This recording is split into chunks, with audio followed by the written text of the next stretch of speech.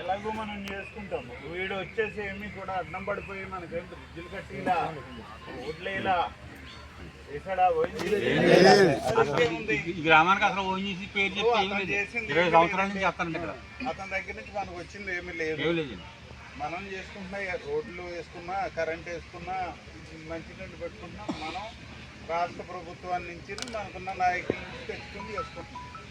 అంతేగాని ఓఎన్జీసీ నుంచి కాదు. ఇంకోటండి 500 మీటర్ల పరిధిలో 650 మీటర్ల వ్యాసార్థంలో ఏది నివాస ప్రాంతంలో లేదని చెప్పి ప్రెస్ నోట్ రిలీజ్ చేశారండి ఓఎన్జీసీ గవర్నమెంటే. మా ఇల్లులు చూస్తే 200 మీటర్ల మేము గత 50 సంవత్సరాల 60 సంవత్సరాల నుంచి మేము ఇక్కడే ఉన్నామండి. మీరు చూసారండి ఆ బిల్డింగ్? చూసాను.